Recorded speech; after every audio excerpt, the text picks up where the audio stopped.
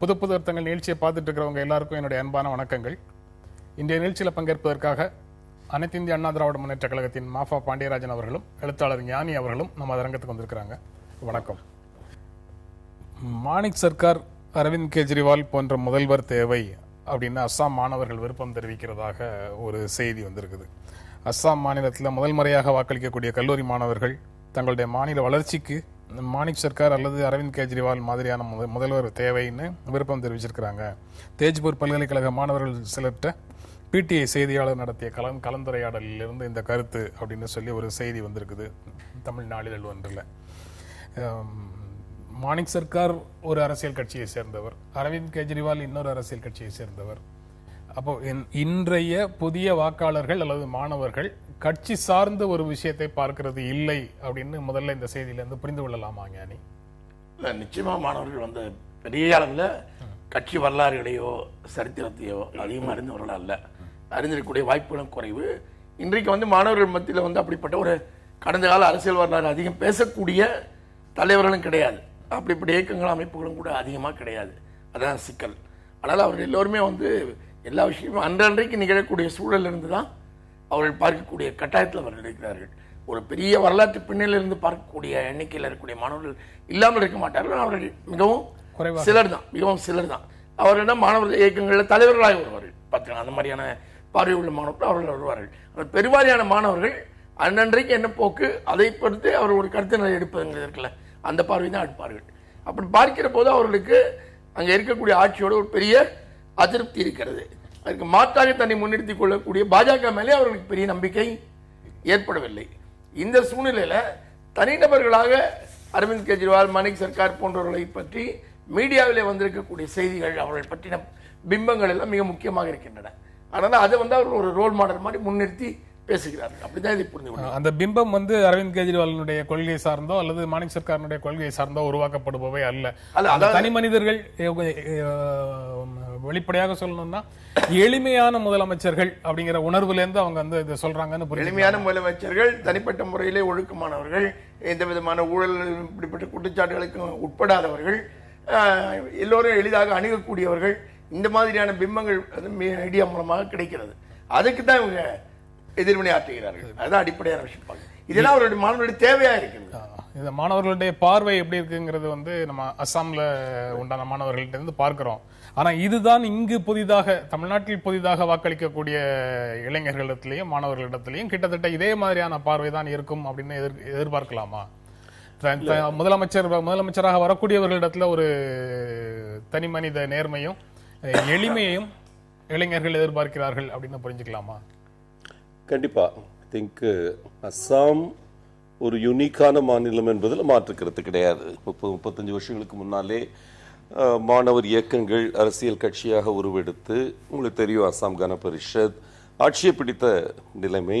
அதற்கப்புறம் அவங்க ஃப்ரஸ்ட்ரேட் ஆகி அந்த கட்சி மதிப்பு இழந்து அந்த மாணவர் இயக்கங்களே ஒரு வலுவிழந்து போன காலகட்டமும் இருந்தது அஸ்ஸாம்ல.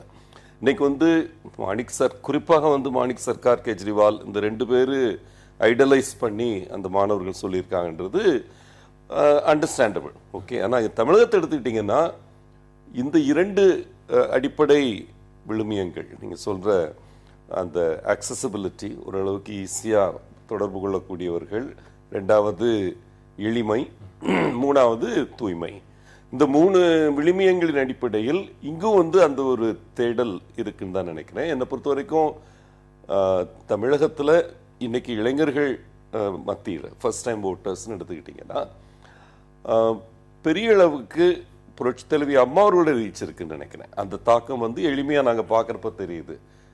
இளைஞர் பாசறை, இளம்பெண்கள் பாசறை, இது போல அமைப்புகள் மூலமாக இந்த இளைஞர் குரூப்பை ஓரளவுக்கு ரீச் கொடுத்துருக்கிறது அனைத்து இந்திய அண்ணா திராவிட முன்னேற்ற கழகம் நினைக்கிறேன். நான் டெய்லி அவங்க பார்க்குறப்போ அது 36 லட்சம் இளைஞர்களுக்கு லேப்டாப் கொடுத்த ஒரு அரசாங்கம்ன்ற ஒரு எண்ணம், அம்மாவோட சித்தாந்த ரீதியான தாக்கங்களோ இல்லை என்ன செஞ்சிருக்காங்கன்ற விஷயமோ அவங்களுக்கு நல்லா ரீச் ஆயிருக்குன்னு நினைக்கிறேன். அதனால எந்த விழுமியங்களால் அஸ்ஸாம் மாணவர்கள் ஒரு தேடல்ல இருக்கிறாங்களோ இங்க அந்த விழுமியங்களும் இருக்கு, அதுக்கு மேலே இருக்கு. இன்னைக்கு எல்லா மக்களுக்கும் எல்லா இளைஞர்களுக்கும் நல்ல உயர்கல்வி 50 பேர் வருஷத்துக்கு லண்டன்ல போய் படிக்கிற ஒரு வாய்ப்பை உருவாக்கி கொடுத்த அரசாங்கம் இது. இந்த மாதிரி அவங்களுக்கு ஸ்பெசிஃபிக்கா பண்ண விஷயங்கள் அவங்க மேல நல்ல தாக்கம் இருக்குன்னு நினைக்கிறேன்.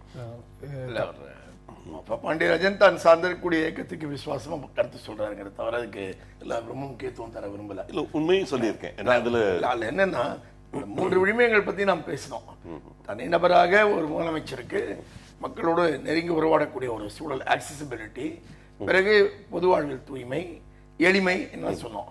தமிழ்நாட்டில் வந்து இருக்கிற தலைமைக்கு இதற்கு எந்த தொடர்பும் இல்லைங்கிறது அதிமுகவை ஆதரிக்கக்கூடிய, அதிமுகவுக்கு வாக்களிக்கக்கூடிய வாக்காளர்கள் கூட தெரியும். அதிமுகவுக்கு எதிரிகள்னா அதை சொல்லணும்னு அவசியம் இல்லை. அதிமுகவுக்கு இன்னமும் கூட வேறு பல காரணங்களுக்காக நாங்கள் வாக்களிக்க விரும்புகிறோம்னு சொல்லக்கூடிய வாக்காளருக்கு கூட இந்த விழுமியங்களுக்கும் தமிழ்நாட்டில் இருக்கிற அதிமுக தலைமைக்கு எந்த தொடர்பும் இல்லைன்னு தெரியும். என்ன, இதான் உண்மை. அதனால இங்க இருக்கிற மாணவர்கள் வந்து அதே விழுமியங்களை இங்க எதிர்பார்த்தார்களானால் இப்போது இருக்கிற எந்த தலைமை கிட்ட இருந்தோம் இங்க இருக்கிற மாணவர்கள் அதை எதிர்பார்க்க முடியாது என்பது எல்லாருக்கும் தெரியும். இதுதான் கள நிலைமை. ஆனால் இன்னைக்கு தமிழ்நாட்டில் என்ன சிக்கல் நாம் பார்க்க வேண்டும். அஸ்ஸாமை நம்ம பேசும்போது அங்க ஒரு வரலாறு தெரியாத சிக்கல் இருக்கலாம், எல்லாமே இருக்கலாம்னு சொன்னோம். தமிழ்நாட்டில் வந்து 2 பெரிய அமைப்புகள், திராவிட முன்னேற்ற கழகமும் அதிமுகவும் நீண்ட காலமாக மிகப்பெரிய அளவில் பட்டி தொட்டி வரைக்கும் ஊடுருவி அமைப்புகளை ஏற்படுத்தி அவர்கள் தங்கள் ஆட்சியில நிலைநிறுத்தி கொண்டு இங்க மிக மிக ஒரு சரியா சொல்ல போனா ஒரு ஆக்டிவ் பாலிடிக்ஸ் பண்ணி கொண்டிருக்கக்கூடிய ஒரு சூழல் இருக்கு. அது இங்க வந்து எந்த விதமான அரசியல் பின்னணியும் தெரியாமலே எல்லாருமே இருந்து விட முடியுங்கிற சூழல் கிடையாது. வேற இடங்கள்ல இருக்கிற மாதிரி வேற இடங்கள்ல வந்து பல நேரங்கள்ல அரசாங்கமோ கட்சி தலைவர்களோ இருக்கிறாளா இல்லையான்னு கூட தெரியாமலே கூட வாழ்க்கை நடந்து கொண்டு இருக்க முடியும். ஆனா இங்க அன்றாடம் தெருவில் இறங்கினாலே இதை தாண்டி போகாமல் யாருமே வாழ்க்கை நடத்த முடியாது. ஆனால் இங்க இருக்கிற சூழலே வேறு, ஆனால் இங்க இருக்கக்கூடிய புரிதலும் வேறு. இல்ல, அங்க அஸ்ஸாம்ல சொல்ற மாணவர்கள் வந்து பாஜக ஆட்சிக்கு வந்தால் அது ஆபத்து தான் என்றாலும் ஒரு மாற்றம் வேண்டும் என்பதற்காக அந்த ஆபத்தை எதிர்கொள்ளவும் நாங்கள் தயாராக இருக்கிறோம் அப்படின்னு சொல்றாங்க. அதே மாதிரி இங்கேயும் வந்து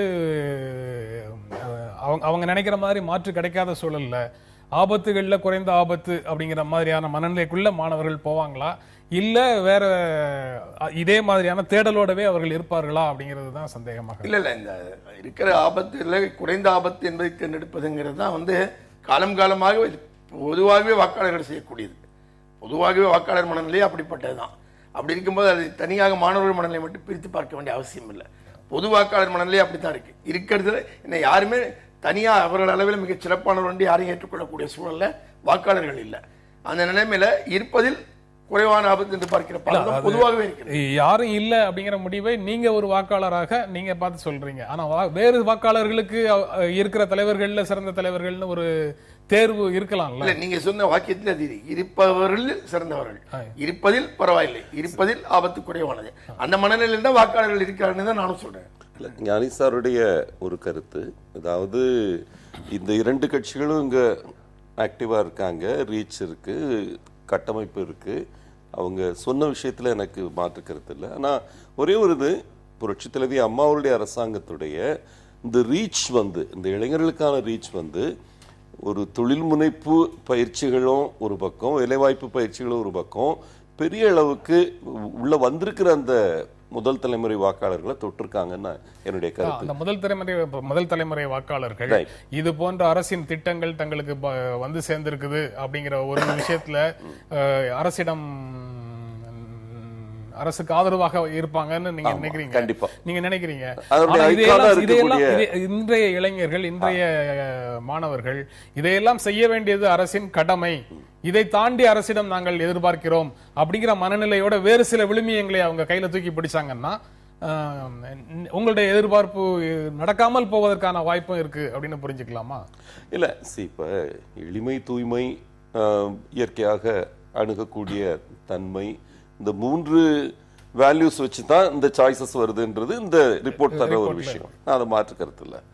நம்ம இளைஞர்கள் அப்படின்னு பாத்தீங்கன்னா ஓரளவுக்கு தமிழக இளைஞர் இந்த சூழ்நிலையில வேலை கிடைக்குமா, ஏதாவது சொந்தத்துல தொழில் செய்ய முடியுமா, இல்லை எனக்கு பயிற்சிகள் ஏதாவது கொடுத்து என் ஃபியூச்சருக்கு ஒரு அஷூரன்ஸ் தர முடியுமா, கொஞ்சம் தமிழக இளைஞர்கள் வந்து மோர் சீரியஸ் நினைக்கிறேன் நம்ம சரி, குரூப் வந்து. அதனால அவங்களுடைய தேடல்ல அடிப்படையா இருக்கக்கூடிய விஷயங்கள் இந்த 3 விஷயங்களா இருக்கும்னு நினைக்கிறேன். முதல்வருடைய பிரசன்ஸ வந்து இளைஞர்கள் ஃபீல் பண்றாங்க அப்படிங்கிறதுதான். கண்டிப்பா பிரசன்ஸ் வந்து பல முறைகள்ல பல விதங்கள்ல ஃபேஸ் பண்றாங்க. நேர போய் பார்த்து உரையாடல் செய்யாம இருந்திருக்கலாம். ஆனா வந்து ஒவ்வொருத்தரும் வாங்கி வச்சிருக்கிற லேப்டாப்ல அம்மா படம் இருக்கு, அம்மாவோட பிரசன்ஸ் இருக்கு. இந்த மாதிரி பல விதங்கள்ல இன்டைரக்டா அவங்க வந்து பாக்குறாங்க, செய்யறாங்க. கட்சியுடைய நிர்வாகிகள் நிர்வாக ரீதியாக இந்த புது தலைமுறை வாக்காளர்களை ஒருங்கிணைத்த முதல் கட்சி ஏடிஎம்கே நினைக்கிறேன். இந்த இளைஞர் பாசறை, இளம் பெண்கள் பாசறை அந்த அளவுக்கு ரீச் கொடுத்து மாணவர் அணிகள் வந்து ரொம்ப அழகமா மாணவர்கள் மத்தியில் ரீச் ஆயிருக்கு.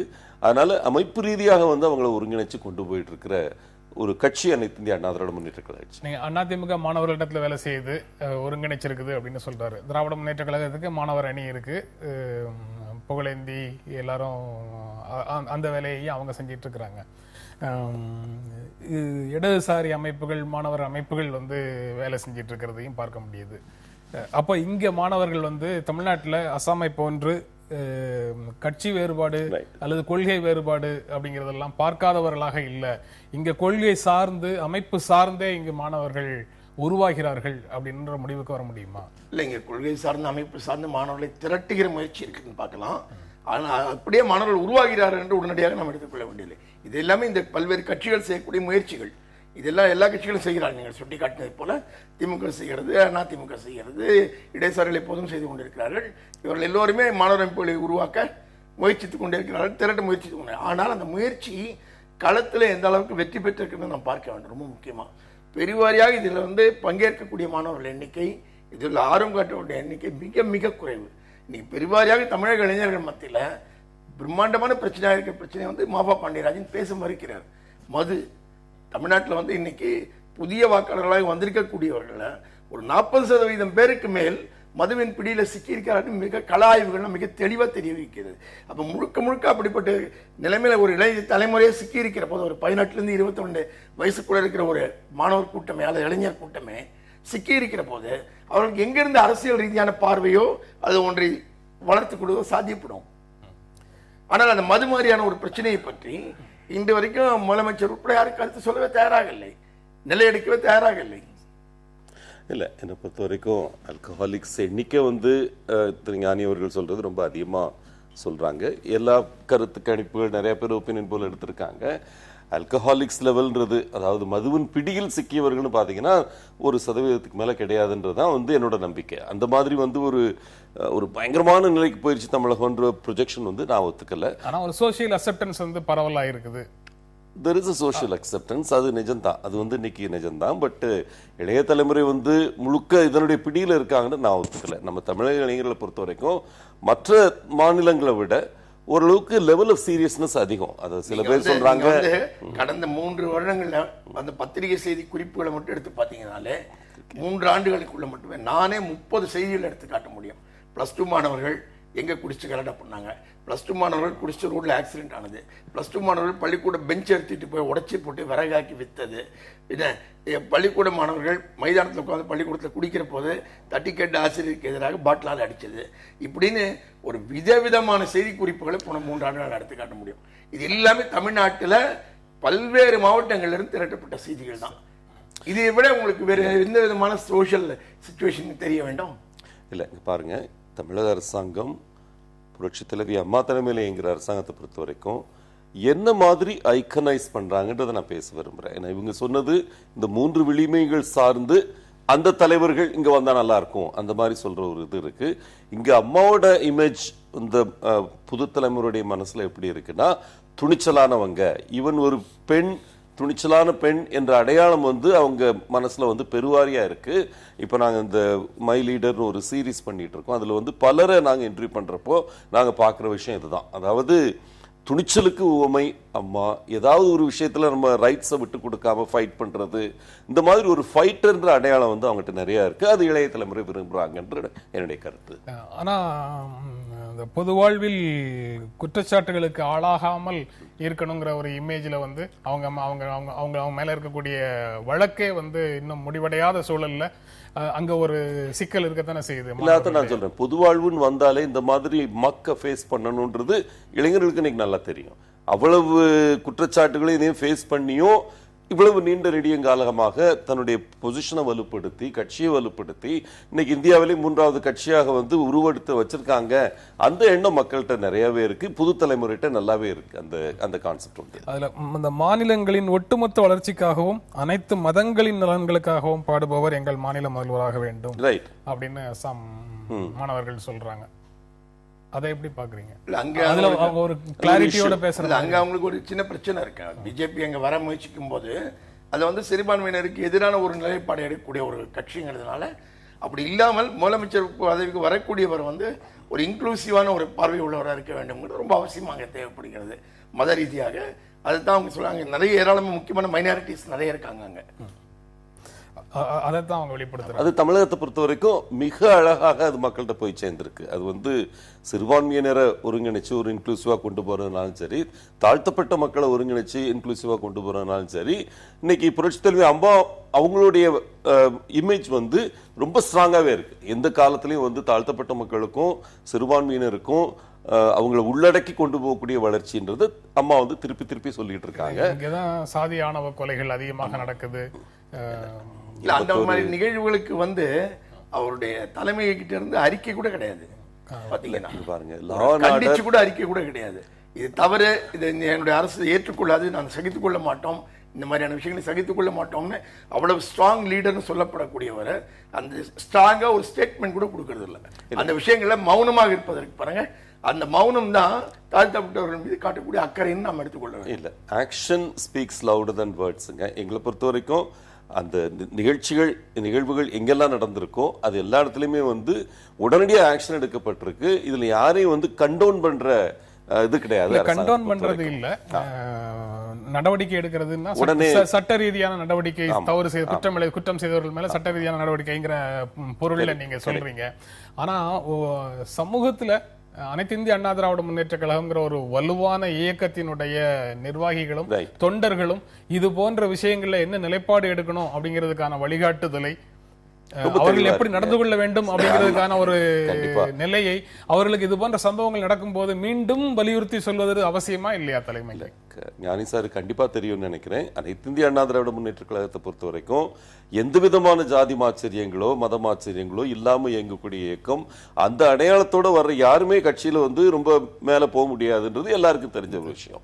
எப்படி ஒரு காலகட்டத்தில் திராவிட முன்னேற்ற கழகம் இந்த ஜாதிய இயக்கங்களை உள்வாங்கி பெரிய அளவில் வந்தவங்களுக்கு சீட் அலாட் பண்ணி அவங்கள வந்து வளர்த்து விட்டதோ அந்த மாதிரி குற்றச்சாட்டு எப்பயுமே நீங்க வந்து அதிமுக மேல வைக்க முடியாது.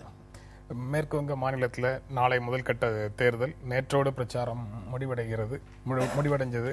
அந்த பிரச்சாரம் முடிவடைகிற நாள் அன்னைக்கு ராகுல் காந்தி அங்கே 2 இடங்கள்ல பேசியிருக்கிறாரு. அதுல இடதுசாரி தலைவர்களும் இணைந்து அந்த மேடையில இருந்தார்கள் அப்படின்னு செய்தி சொல்லுது. தேர்தலுக்கு பிறகு மேற்கு வங்கத்தில் இடதுசாரி காங்கிரஸ் கூட்டணி அரசு அமையும் அப்படின்னு ராகுல் காந்தி நம்பிக்கை தெரிவிக்கிறாரு. அந்த கருத்துக்கு மார்க்சிஸ்ட் கம்யூனிஸ்ட் கட்சி ஆதரவும் தெரிவிக்குது. இதை எப்படி பாக்குறீங்க ஞானி? இல்லை, இது வந்து எதிர்பார்த்துதான் நடக்கக்கூடியதுதான். இது வந்து கொஞ்சம் தாமதமாக அங்கே நடக்கிறதுனா பார்க்க வேண்டியிருக்கிறது. மற்றபடி நீங்கள் இன்னைக்கு 2016 நம்ம இருக்கிறோம். 2019 மத்திய தேர்தலில் வர இருக்கிறது. மோடி ஆட்சிக்கு அடுத்து ஆட்சி யார் என்பதை முடிவு செய்ய வேண்டிய தேர்தல் வர இருக்கிறது. ஆனால் 2019க்கு வந்து பிஜேபி ஆட்சியிலிருந்து அகற்ற வேண்டுமானால் அதற்கு எதிர்நிலையில் வந்து காங்கிரஸ் இடதுசாரியிட இந்தியா முழுவதும் ஒன்று சேராமல் அகற்ற முடியாது. இதுதான் கலை யதார்த்தம். இந்த இதை புரிந்து கொண்டு அதற்கு தங்களை ஆயத்தப்படுத்தி கொண்டு நகர்வதற்குல்ல, அதில் வந்து மேற்கு வங்கத்தில் இப்போ நடந்திருக்காங்க. அப்படிதான் நான் பார்க்கிறேன். மேற்கு வங்கத்தில் இப்போ நடந்திருக்காங்க. ஆனால் மார்க்சிஸ்ட் கம்யூனிஸ்ட் கட்சியினுடைய அதிகாரப்பூர்வமான நிலைப்பாடு காங்கிரஸோடு எந்த உறவும் இல்லை அப்படிங்கிற நிலைமையில தான் இருக்கு. அப்படி இருக்கக்கூடிய சூழல்ல இந்த கூட்டணி அரசு அப்படிங்கிறதையும் அதற்கு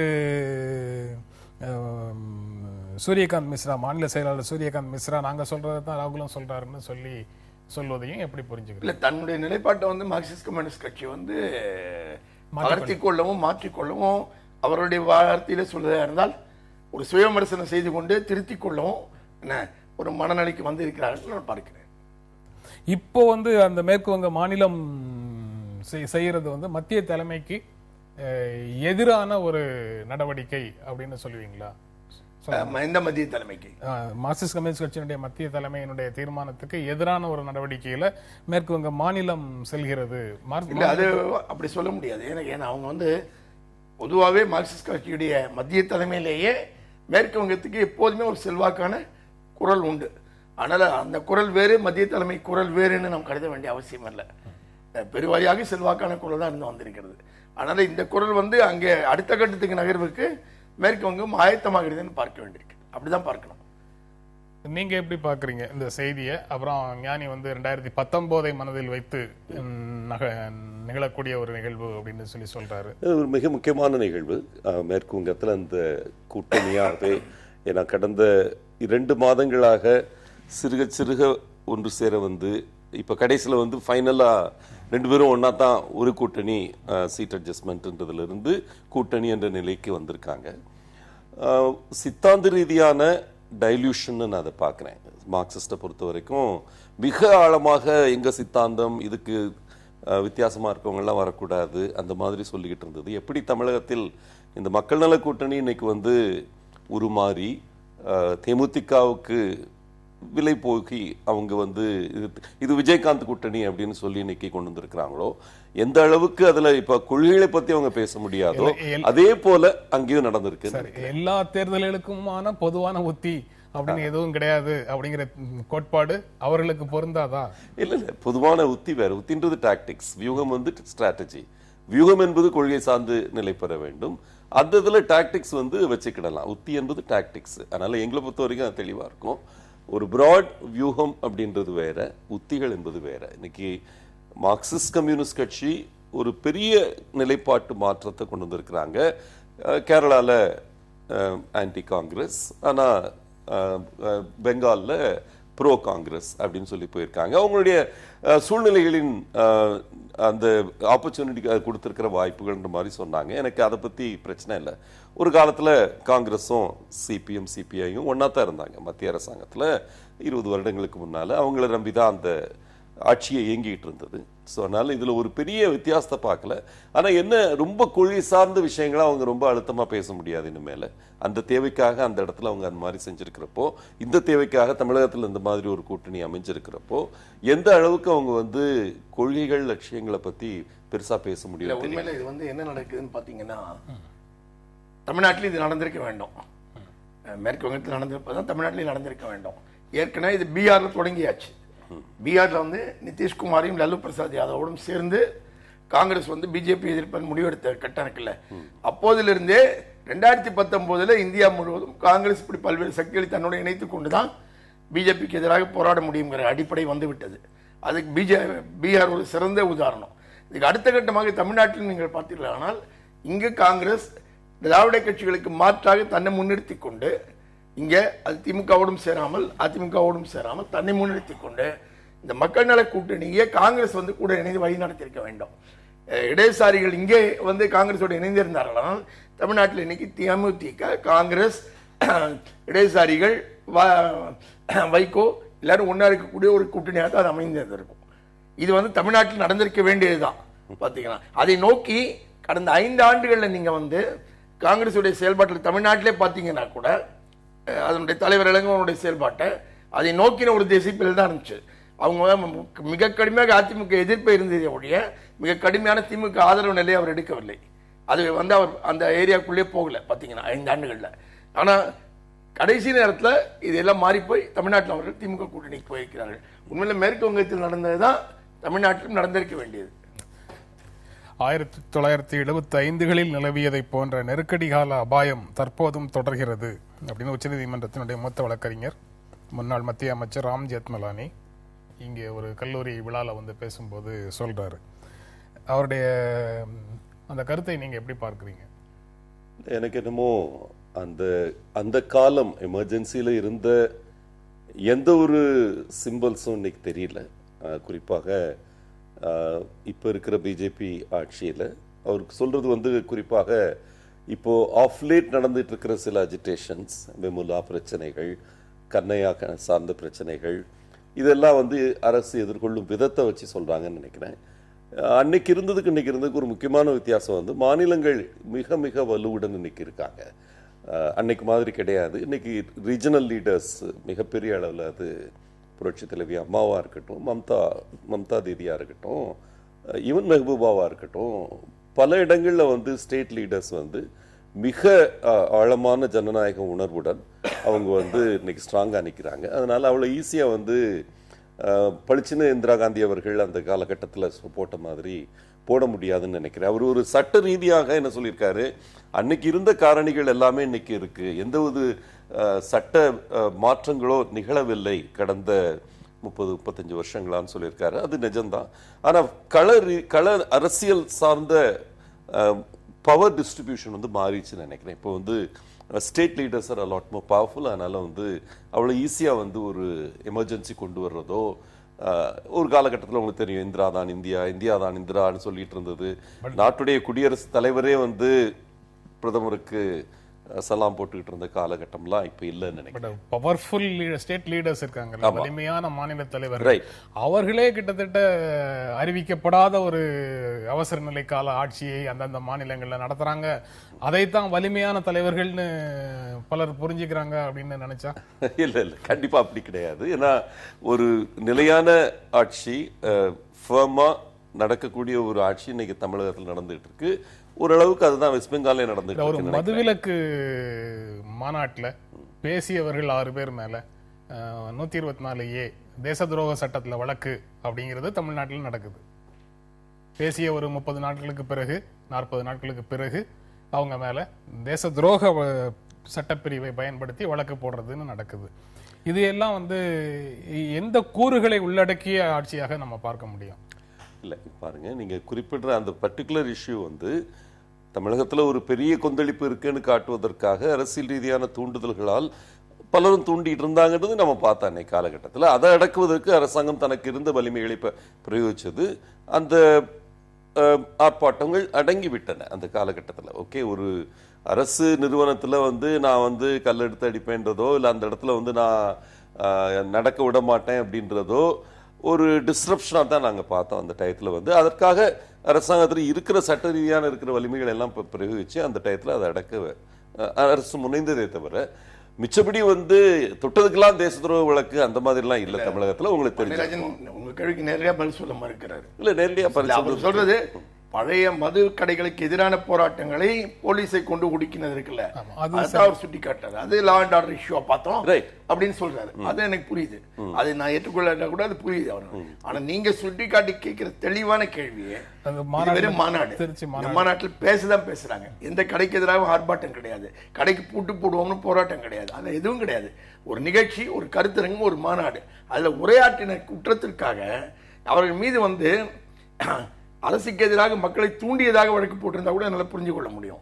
ஆனால் தேச துரோக வழக்குங்கிறது இருக்குல்ல, இறையாண்மைக்கு எதிரான விஷயமா பார்த்து அது எப்படி இந்த அடிப்படையில் இந்த வழக்கு அவர் நியாயப்படுத்த முடியும்னு எனக்கு புரியல. 2011 அதிமுக ஆட்சிக்கு வந்ததற்கு பிறகு மிகவும் பரவலாக விவாதிக்கப்பட்ட ஒரு தேச துரோக வழக்கு போட்ட விஷயம் இடிந்தகரை மக்கள் மேல, பலர் மேல தேச துரோக வழக்கு போட்டதும் நடந்திருக்குது. அதாவது சாதாரணமாக ஒரு குற்றப்பிரிவில், ஒரு குற்ற செயலுக்கு சாதாரண குற்றப்பிரிவில் வந்து வழக்கு போட்டு வழக்கை நடத்துவதற்கு பதிலாக மிக கடுமையான 124A பயன்படுத்தி அவர்களை ஒடுக்க முயற்சி செய்வது அப்படிங்கிற போக்கே ஜனநாயக உரிமைகளை மறுப்பதற்கான ஒரு போக்காகத்தான். குறிப்பாக நீங்க குடங்குளத்தை சொல்ல போறப்போ அவ்வளவு ஒரு கிரிட்டிக்கலான ஸ்டேஜில் அணுசக்தி உலை இருக்கும் பொழுது அந்த இடத்துடைய அந்த அணுசக்தி ஆலையுடைய பாதுகாப்பை கேள்விக்குறியாக்கும் அளவுக்கு அது பொதுமக்களா இல்லை வந்து அதை தூண்டப்பட்டு வந்த என்ஜிஓ சார்ந்தவர்களா என்பதற்கு உள்ள நான் போக விரும்பல. என்னை பொறுத்த வரைக்கும் அந்த அணுசக்தி உலை மத்திய அரசாங்கத்தால் கட்டப்பட்டு வந்த அந்த அணுசக்தி உலை ஒரு கிரிட்டிகாலிட்டி ஸ்டேஜில் இருக்கிற நேரத்தில் அதற்கு எந்த குந்தகமும் வராமல் பாதுகாப்பது ஒரு ஸ்டேட் கவர்மெண்டோட நிலைப்பாடு. அது கண்டிப்பா நாங்க பண்ணோம். இது வந்து அதை பொய்யான ஒரு காரணம். ஏன்னு கேட்டீங்கன்னா, குடங்குளம் போராட்டத்துடைய சிறப்பே என்னன்னு பாத்தீங்கன்னா, 1000 நாட்களுக்கு மேல் 2000 நாட்கள் வரைக்கும் அந்த மக்கள் போராடி கொண்டே இருந்தார்கள். ஒரு முறை கூட அவர்கள் கூடங்குளம் அணு உலையை முற்றுகையிட்டு அதை சூழ்ந்து கொண்டு எங்க விடாமல் தடுப்பதுங்கிற மாதிரி எந்த போராட்டம் நடத்தல. அவர்கள் போராடினது எல்லாமே அவர்கள் கிராமத்தில் அவர்கள் தேவாலய மைதானத்தில் கூடி அங்கு உண்ணாவிரதம் இருந்து அங்கேதான் போராடிட்டு இருந்தாங்க. அவங்க அங்கிருந்து நகர்ந்து அவங்க வந்து ஆலைக்கு வெளியிலையோ சாலையிலையோ அல்லது வாயிலையோ கதவுக்கு முன்னாடி நிக்கவே இல்லை. அந்த மாதிரி போராட்டமே அவர் நடத்தல. ஆனால் இவர்களால் அணு உலைக்கு ஆபத்து அப்படின்னு பார்ப்பதற்குல்ல, அதை விட பிரம்மாண்டமான பொய் எதுவும் இருக்க முடியாது. இந்தியாவிலே அதிகமான ஆர்ப்பாட்டங்கள், போராட்டங்கள், ஜனநாயக வெளிப்பாடுகள் கடந்த 5 வருடங்கள்ல நிகழ்ந்தது தமிழக மாநிலம் தான். இது எல்லாருமே ஒத்துக்கிற ஒரு விஷயம். அந்த அளவுக்கு வந்து இந்த வெளிப்பாடுகள் எல்லாத்தையும் யாருமே வந்து இரும்பு கரம் கொண்டு அடக்கலாம் செய்யல. அது நிகழாமல் பொதுமக்களுக்கு ஏராளமான ஆர்ப்பாட்டங்கள் நடந்திருக்குது. அது எல்லாம் ஜனநாயக அனுமதி இருக்குங்கிறதெல்லாம் சரி. ஆனா இந்த 124 தவிர்த்திருந்தா இன்னும் நீங்க வந்து முழுமையாக அதை பற்றி கிளைம் பண்ணிக்கிறது. நீங்க 2 விஷயங்களை சொல்ல முடியுது 5 வருஷம் ஆட்சியில. அதே வந்து ஐ திங்க் இட் ப்ரூவ்ஸ் தி ரூல்னு நினைக்கிறேன். இங்க ரூல் பொறுத்த வரைக்கும் எந்த சர்வாதிகாரமும் கிடையாது. எல்லா விதமான எக்ஸ்பிரஷன்ஸ் சொல்வது வந்து மதுவை எந்த அளவுக்கு இந்த அரசு வந்து காப்பாற்ற விரும்புகிறதுங்கிறத காட்டுது. இது தேச துரோகம் என்பதை நான் வந்து வரையறுக்க வேண்டியிருக்கேன். சவுதி அரேபியால பிரதமர் நரேந்திர மோடி பேசும்போது அரசியல் ஸ்திரத்தன்மையே இந்தியாவின் வளர்ச்சிக்கு காரணம் அப்படின்னு சொல்றாரு. ஸோ எல்லாமே அரசியல் ஸ்திரத்தன்மை சார்ந்துதான் நிற்குது. அந்த அரசியல் ஸ்திரத்தன்மையை உறுதி செய்வதற்கு 124A தேவை அல்லது அவசர நிலை தேவை அப்படிங்கிற மாதிரியான ஒரு பார்வை அரசுகளிடம் வருவதற்கான வாய்ப்பு இப்ப இருக்கா?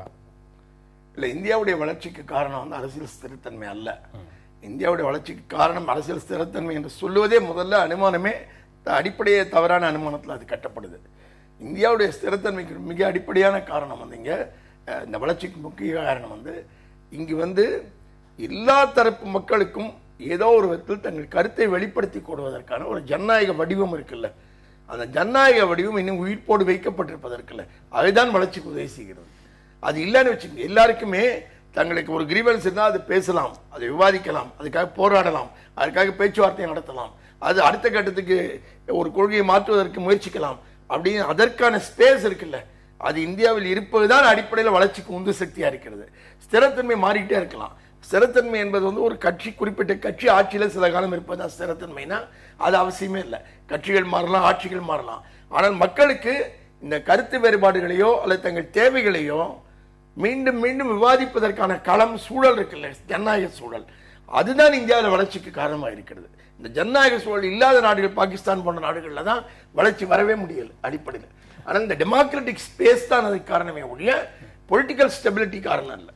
எனக்கு இது இரண்டுமே முக்கியம்னு நினைக்கிறேன். ஒரு காலகட்டத்தில் உங்களுக்கு தெரியும், வின்ஸ்டன் சர்ச்சில் நமக்கு சுதந்திரம் கொடுத்தப்போ ஒரு 10 வருஷத்துக்கு மேலே இந்த நாடு தாங்காது அப்படின்ற இதை வந்து எல்லாருமே எடுத்து சொன்னாங்க. ஆனால் அந்த காலகட்டத்தில் ஒரு அரசியல் ஸ்திரத்தன்மை சுதந்திரம் அடைந்த முதல் 30 வருடங்களில் மிக ஆழமாக இருந்தது. நம்ம நாட்டுடைய வளர்ச்சிக்கு இந்த அளவுக்கு வளர்ச்சி இப்போ கடந்த 20 வருடங்களில் நடந்திருக்குன்னா அதுக்கு ஒரு முக்கியமான காரணம் இதுன்னு நினைக்கிறேன். இன்னைக்கு நம்மளை வந்து உலக அரங்கில் மதிக்கிறாங்கன்னா அதுக்கு வந்து நம்ம ஜிடிபி growth இன்னைக்கு 7-8% இருக்கு. உலகத்துடைய வளர்ச்சி 3-3.5% இருக்கிறப்ப நம்ம வளர்ச்சி 7-8% இருக்குன்றதை வச்சு தான் நம்மளை வந்து மதிக்கிறாங்க. என்னைக்கு வந்து அணுகுண்டு பிடித்தோமோ ஒரு காலகட்டத்தில் வாஜ்பாய் அரசாங்கத்திற்கு கீழே, அந்த நாளிலிருந்து நம் நாட்டை பற்றிய மற்றவர்களுடைய மதிப்பீடு வந்து உயர்ந்ததே நான் பார்த்திருக்கேன். அதனால வந்து ஸ்ட்ராங்கான லீடர்ஸ், ஸ்ட்ராங்கான கட்சிகள், ஒரு கட்சி ஆட்சி முறை என்பது வந்து மிக முக்கியம். முதல் ப்ரோக்ராம் இந்திரா காந்தி குண்டு வெடிக்கும் போதே உலக அரங்கத்துல அதுக்கப்புறம் உலக அரங்கத்துல இந்தியா மிகப்பெரிய அளவில் மதிக்கப்பட்ட காலகட்டம்னு இந்திய வெளியுறவு வரலாறு எடுத்துக்கிட்டீங்கன்னா 2 தான், நேரு இந்திரா காலம் தான். அதுக்கு பிறகு வேறு வாஜ்பாய் உட்பட வேறு எந்த பிரதமரும் வந்து நேரு இந்திரா காலத்தில் வந்து சர்வதேச தலைவர்கள் மத்தியில் இருந்த மரியாதை, இந்தியாவுக்கு இருந்த மதிப்பு இருக்குல்ல, அதுக்கு நிகராக பின்னால் சம்பாதித்தார் என்று சொல்ல முடியாது. இல்லை, கண்டிப்பாக அந்த அந்த வாஜ்பாய் காலகட்டம், அந்த 5 வருடங்கள் பொருளாதார ரீதியாக வந்து இந்தியாவுக்கு வந்து ஒரு மறுமலர்ச்சியை தந்த ஒரு காலகட்டம். என்னை பொறுத்த வரைக்கும் ஸ்ட்ராங் லீடர்ஸ், அது வந்து சென்ட்ரல் லெவலில் இருந்தாலும் சரி, ஸ்டேட் லெவலில் இருந்தாலும் சரி, அண்ட் ஸ்ட்ராங் பார்ட்டிஸ், ஒரு சாலிடாக, இப்போ தமிழகத்தை எடுத்துக்கிட்டிங்கன்னா ஒரே ஒரு கட்சி ஆட்சி முறை தான் இப்போ வந்து ரொம்ப நாளாக இருந்துகிட்டு இருக்கு. அது வந்து நல்ல விஷயம்னு நினைக்கிறேன்.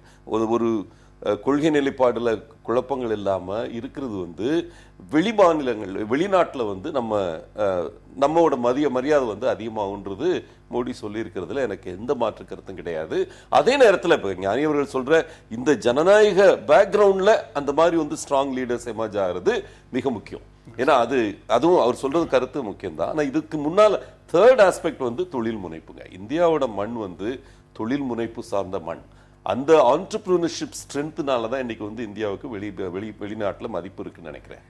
இந்திரா காலத்திலையும் நேரு காலத்திலையும் தான் சர்வதேச அளவில் இந்தியாவுக்கு மரியாதை அப்படின்னு சொல்றதை நம்ம அணிசேரா நாடுகள்ங்கிற அமைப்பின்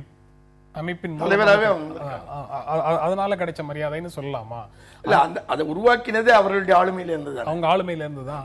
ஆனா அதற்கு பிறகு அது போன்ற உலக சூழல் மாறியதற்கு பிறகு, அங்க பனிப்போர் இல்லாத ஒரு சூழல் வந்ததற்கு பிறகு அணிசேரா நாடுகளுடைய அந்த அமைப்பினுடைய அவசியம் இல்லை அப்படிங்கிற முடிவுக்கு இந்தியா வந்ததிலிருந்து அந்த பெருமை குறைந்து போச்சு அல்லது குறைஞ்சு போச்சுன்னு சொல்லுவீங்களா? நிச்சயமா. அதற்கு பிறகு பொருளாதார ரீதியாக கூட தன்னை ஒரு தலைவராக இந்தியாவால் வடிவமைத்துக் கொள்ள முடியல. உதாரணமா பிரிக் கண்ட்ரிஸுடைய தலைமையை இந்தியா ஏற்றுக்கொள்ள முடியுமான்னு பார்த்தீங்கன்னா அதற்கான முயற்சியோடு இந்தியா தோற்று போய்விட்டது. அது பெரிய அளவில் இந்தியாவால் செய்ய முடியல. மாறாக இந்தியா செஞ்சிருக்க முடியும். அரசியல் களத்தில் அமெரிக்காவோடும் இல்லாமல் சோவியத் யூனியனும் இல்லாமல் ஒரு அணிசார நிலைமை எடுக்கிற மாதிரியே பொருளாதார ரீதியாகவும் ஒரு மாற்றாக வளரக்கூடிய நாடுகளுடைய பிரதிநிதியாக தன்னை முன்னிறுத்தி கொண்டிருக்க முடியும். ஆனா அந்த கட்டத்தை வரும்போது அது செய்ய தவறிவிட்டது. பிரிக்ஸ் பேங்க்ல இன்னைக்கு வந்து தலைவரா இருக்கிறது இந்தியர் தான் இருக்கு. ஆனா ஒரு மிகப்பெரிய ஃபோர்ஸா அதை உருவாக்க முடியல உங்களால. பிரிக்ஸ் பேங்க், பிரிக்ஸ்ன்ற வார்த்தையாடலே அந்த கான்செப்டே வந்து இன்னைக்கு 6 வருஷம் தான் ஆச்சு. ஓகே, இந்த 6 வருஷத்துக்குள்ளே நம்ம ஒரு வங்கி உருவாக்கி, சைனால தலைநகரா அது இருந்தாலும் கூட அதுக்கு தலைமை தாங்கிறது ஒரு இந்தியர் தான். அது ஒரு தமிழர்ன்றதுல ரொம்ப பெருமைப்பட வேண்டிய ஒரு விஷயம் நினைக்கிறேன். இதனால பிரிக்ஸ் அப்படின்ற கான்செப்ட்ல நம்ம இன்னைக்கு முன்னெடுத்து கொண்டு போயிட்டு இருக்கோம். ரீஜனல் அலையன்சஸ்ல இப்ப நம்மளை மதிக்காம யாரும் போக முடியாது. உலகத்துல வந்து ஃபாஸ்டஸ்ட் க்ரோயிங் எக்கானமின்ற மரியாதை நமக்கு வந்துருச்சு. பெரு நாடுகள்ல அதிகமான வளர்ச்சி விகிதம் நம்ம தான் காட்டிட்டு இருக்கோம். இது ரொம்ப முக்கியம் நினைக்கிறேன். எப்படி வந்து தமிழகம் இன்னைக்கு இந்த growth பவர் பண்ணிட்டு இருக்கோம். இந்தியாவில் வந்து வளர்ச்சி 7.4%, நம்ம 8% நம்ம வந்து வளர்ந்துகிட்டு இருக்கோம். இந்த மாதிரி மாநிலங்கள்ல இருக்கிற எழுச்சி இந்தியாவோட வலிமைக்கு இன்னும் வலிமை கூட்டி கொண்டிருக்கிறது. இந்தியாவினுடைய வலிமைக்கு நீங்க வந்து ஜனநாயக செயல்பாடுகள் காரணம்னு சொல்றீங்க. ஆனா அரசியல் ஸ்திரத்தன்மை காரணம். இங்க வந்து போராட்டங்களும் குழப்பங்களும் வந்தால் வளர்ச்சிக்கான வாய்ப்பு இல்லை. ஜனநாயகத்தின் பெயரால நடக்கக்கூடிய குழப்பங்கள் வந்து இந்தியாவின் அரசியல் ஸ்திரத்தன்மையை பாதிக்கும் அப்படிங்கிற உணர்வுல அரசு செயல்படுமோ, அதற்கான கூறுகள் எல்லாம் அப்படியே இருக்கு அப்படிங்கிற மாதிரி தான் ராம் ஜெத்மலானி இந்த கருத்தை சொல்கிறாருன்னு பார்க்கலாமா? இல்ல, மோடியுடைய பேச்சையும் நீங்க ராம் ஜெத்மலானி பேச்சையும் இணைச்சுதான் பார்க்கணும்.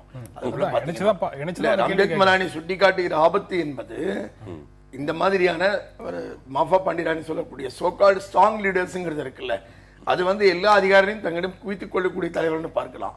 ஆனால் நடைமுறையில் என்ன நடக்குது, தலைவரிடம் மட்டும் அந்த அதிகாரம் குவிவதில்லை. அந்த தலைவர் தன்னை பலமானவராக உணர்வதற்கு பயன்படுத்தக்கூடிய அரசு எந்திரம் இருக்கு பாருங்க, நிர்வாக எந்திரம். அதில் இருக்கிற அதிகாரிகள் பூராமல் தங்களிடமும் அதிகாரத்தை குவித்துக் கொள்கிறார்கள். எல்லாருமே சேர்ந்து மக்களுக்கு எதிராக இந்த அதிகாரத்தை பயன்படுத்தக்கூடிய ஆபத்தில் பெயர முடியுது. அப்ப முழுக்க முழுக்க பியூரோக்ரசி சார்ந்தே இந்த அரசாங்கம்லாம் எங்க தொடங்கும் போது எல்லா பவர்ஸும் பியூரோக்ரசி கையில் இருக்கும்போது டெமோக்ராட்டிக் ஸ்பேஸ் இல்லைன்னா மக்களுக்கு கருத்து சொல்ல வழியே இல்லை. அப்ப முழுக்க முழுக்க ஒரு அரசு ஒடுக்குமுறைன்னு சொல்றோம், அரசாங்க எந்திரத்தின் ஒடுக்குமுறை. அதுக்குள்ள போய் சிக்கக்கூடிய அபாயம் நிச்சயம் இருக்கு. ஆனால் இன்னைக்கு ராம் ஜெத்மலானி சுட்டி காட்டுகிற எமர்ஜென்சி என்பது இந்திரா காந்தி காலத்தில் வர அறிவிக்கப்பட்ட எமர்ஜென்சி போன்றது அல்ல. மாறாக அறிவிப்பே செய்யப்படாமலே இந்த நடைமுறையில் செயல்படுத்தி கொண்டிருக்கக்கூடிய ஒரு நெருக்கடி நிலை சிக்கல்.